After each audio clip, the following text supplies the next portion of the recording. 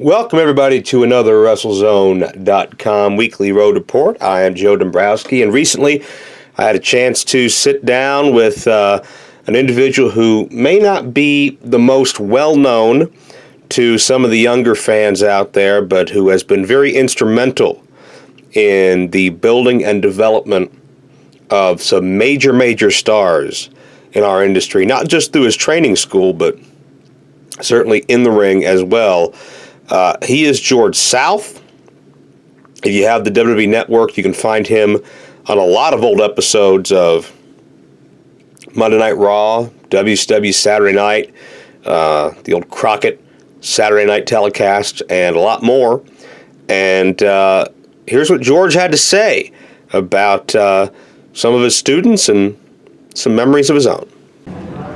This is Joe Dombrowski for Wrestlezone Weekly. I'm continuing my tour of the Carolinas here, and I'm here with a journeyman competitor, a wrestling legend, a man who's done it all. He's been in the opening match. He's wrestled Ric Flair. He is named synonymous with Mid-Atlantic Wrestling, yes, Mr. George South. Thank you, my friend. Yes, sir. Glad to be here. Of course, back in the Carolinas, the hotbed of professional wrestling for many years with Jim Crockett, and we're going to do it again tonight. Absolutely. Now, you are still very active every week here in professional wrestling, not just as a performer, not just as a competitor, but also as a trainer. Yes. And many athletes you've been passing your knowledge on to and making some big waves in wrestling lately. Tell us about that. Yeah, it's unbelievable. You know, I started a school about 15 years ago just because of the love I have for professional wrestling and just wanting to give a little bit back, and just been so blessed. I mean, we just had Cedric Alexander, who was one of my great students, just signed with WWE and was on Raw this past Monday. Of course, Tessa Blanchard is in Japan right now.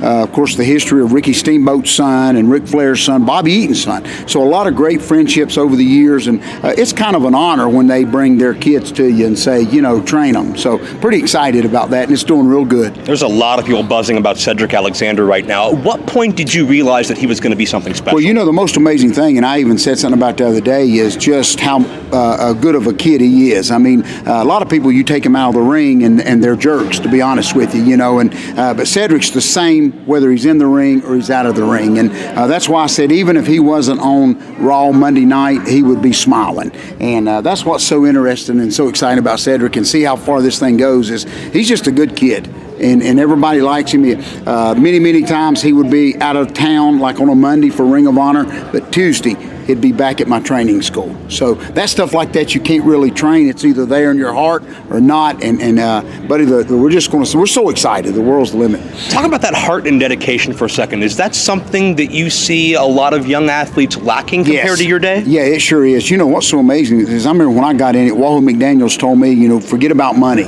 It will come later. And if you're thinking about it now, forget it. And I try to instill that in these young kids. It's amazing what they think, that the contract's going to come their way. It's just amazing, and I don't see. I tell them all the time, your ability I can work around that, but if it's not in your heart, I can't do anything, you know, with that. And just trying to get some of these young guys and girls to realize it's the greatest journey in the world, but it's a long journey, and there's a lot of hope involved, you know, a lot of luck, but just trying sometimes to get them to see you ought to be wanting to do this, whether there's any money involved or not. I mean, really, you got to love it. You know that. You got to love it, buddy.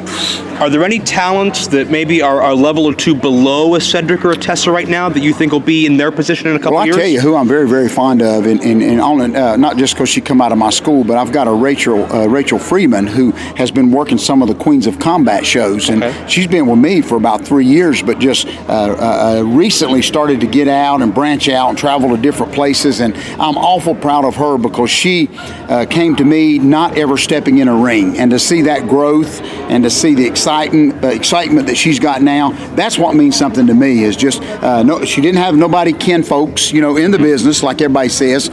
She just came to me with a willing heart to learn, and she's just knocking the doors down. So I'm very excited about her.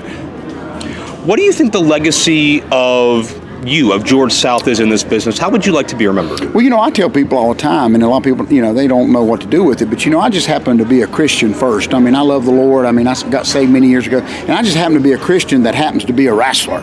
You know, a lot of people think I'm just a wrestler that happens to be a Christian. I said, no. I said, and God has allowed me to do something that I love for many years in a tough business, and it's just been great. And I hope I can just continue to do it as long as Ric Flair does. So we're competing. And you talk about Ric Flair. Tell us a little bit about what Ric Flair meant to your career, because that's one of arguably maybe your most memorable It sure matches. was. You know what's so amazing? That thing was 20, 25 years ago, and I still have the fans come up to me now and say, I thought you were going to win, and it's just amazing to think. I just told Ric Flair that the other day, that we're still part of people's lives that's been 20, 30 years ago. And what's so amazing for me is he was always one of my favorites. And to go from seeing him in a wrestling magazine to look across the ring, and he's right there.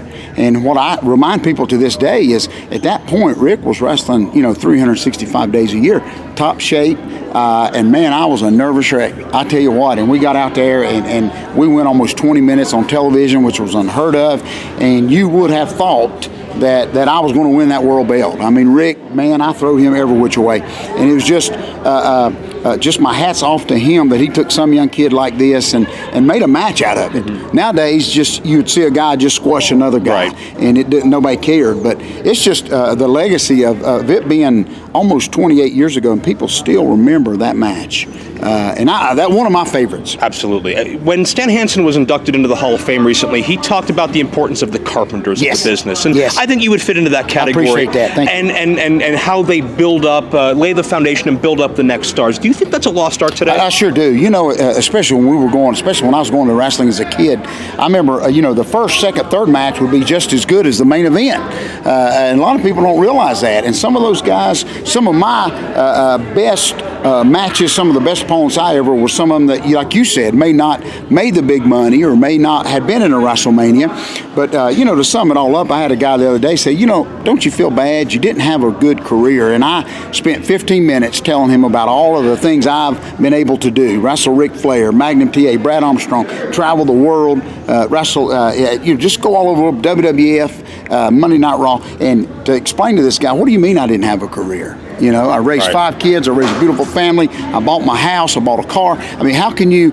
I'm in Ric Flair's book. How can you say I didn't have a great career? I think a lot of people just don't understand that without those carpenters, there are no superstars. I'm going to tell you what, and many, many times, and we joke about it now, but many times Arn would come up to me as a road agent and say, George, it should be the other way around, but can you go out here? And a lot of times we did. It was like pulling teeth. It's just, but you would go out there and just make magic with some of these guys. You're very public about your Christianity, but you're also very public in ring about being a despised evil villain. Yes. You have "I love Jesus" written on your trunks. Do you find that a tough balancing act? Actually, it works better because everybody expects a good guy, a baby face, to say they go to church, and they can't divide the two because a good guy's supposed to go to church. But here's this bad guy that they've just spit at and stuck their tongue at and said they hated.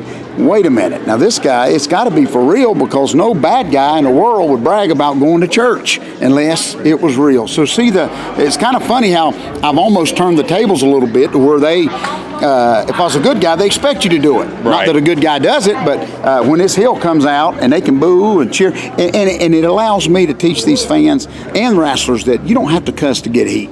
Right. Most people think you can go, and I can get cussed out at a bar if I want to. Mm-hmm. There's no art form to that. But to go out there and leave my jacket on too long and they want to kill me because my jacket will not come off, that's an art form. Hell, I want to kill you as an announcer. I got nothing to talk about for 10 minutes. I know. But thank you. Just like without carpenters, there's no stars. That's right. Without sinners, there's no saints. So amen. That fits that role. Amen. I love that. Anything you want to plug, George, before You know what? I got a great book. I want to thank everybody. About 2 years ago, I wrote my life story. They can go to, GeorgeSouth.com or find me on Facebook. And the book's doing so good, just like, 40 years of my life, some great friends, great stories. The greatest compliment I ever got was I gave Ole Anderson a copy, who Ole don't like anybody. And he read it and he said, there's 2 pages of wrestling and there's 400 pages of Jesus. I said, thank you. I said, thank you so much. All right, well, George, thank you for giving us your time. A legend in this business, and wish you all the best. Yes, sir. Thank you so much. Good job. Thank you, buddy. Thank you very much, George, for sharing your passion for pro wrestling and your passion for faith as well. Certainly, I can never be accused of being the most religious person in the world, anything but never let it be said that I don't give people equal time and let them tell their stories. Certainly, George, a great guy, and happy to call him a friend. My website is joe-dombrowski.com. We're in the process of revamping it. All my social media links are up there too.